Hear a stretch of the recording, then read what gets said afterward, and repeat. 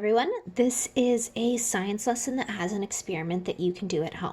So in your journal, you can record chromatography as your name of your lesson. Now, just to help look at some of those words so it makes sense, remember that chroma is Greek and means color, and graphy means writing or to write. So we're going to do something with color writing. We are not just going to take colors and scribble on paper. It is in fact way cooler than that. So I haven't done this experiment myself since I think I was almost your age. So check this out and let's see how it goes. We're gonna need to start with a glass that can hold some water. You want it to be clear so that you can see what's happening. You're gonna need a piece of paper towel that you want to make sure is totally dry. I'm gonna wipe my table just to make sure. Ooh, that one's not totally dry. Let's get a new one.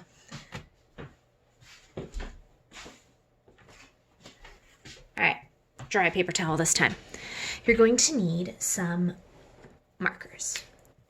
I have this Crayola marker. I'm gonna put a good scribble. I have this pen. Put a scribble. Notice I'm leaving space between my scribbles. I have a glittery green gel pen. Oh no, it's almost out of ink. There we go. I have one of those cool erasable pens. Let's try this. I have another Crayola marker because I'm curious if the different colors do different things.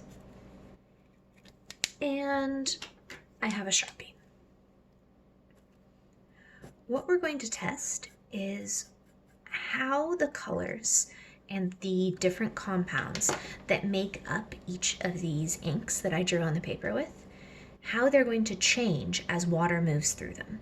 This is something that forensic scientists do, so people who study like crime scenes and things, if they want to figure out what type of pen someone wrote with, they can use this technique to figure out, okay, that wasn't just a black pen, but it was specifically a Pilot G2 black pen, or something like that. Let's test this and see how it works. First, we're going to take our glass and we're going to pour about 2 inches of water into the bottom. That is a total estimate about that much. It's not really important.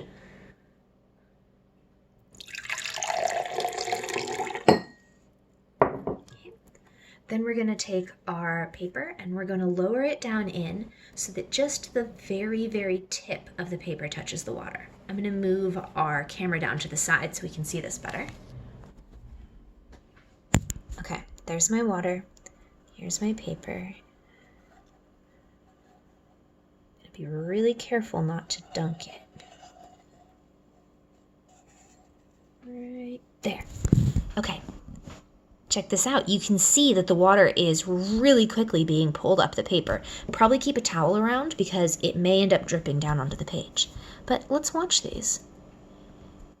As we watch them, we should be seeing different parts of the color separating out. I'm going to press pause for a minute and let this run. If you want to use this opportunity to go start your own experiment, go for it. We'll check back on this one in just a minute. All right, folks, we're back to check on how this worked. It looked like some of the types of pen I used didn't react to the water at all. I'm not surprised by the Sharpie because we know that Sharpie doesn't really come off in anything, but I'm a little surprised by the erasable pen and the glitter pen. My favorite thing you can see is how the color in the purple one, how this strand right here, separated out into more than one type of dye that was used to make the ink in the pen.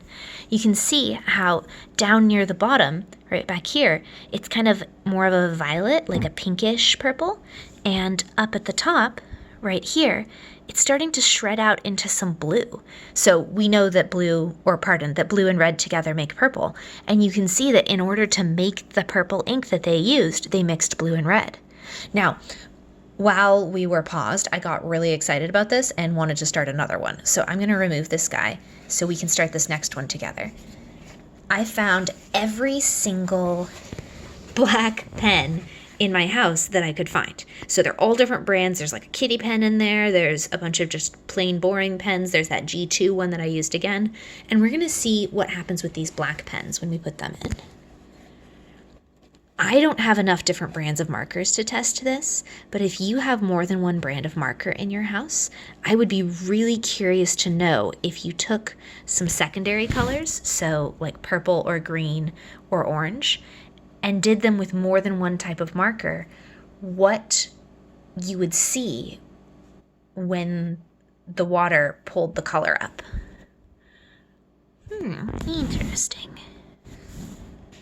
It looks like some of our colors run more than others.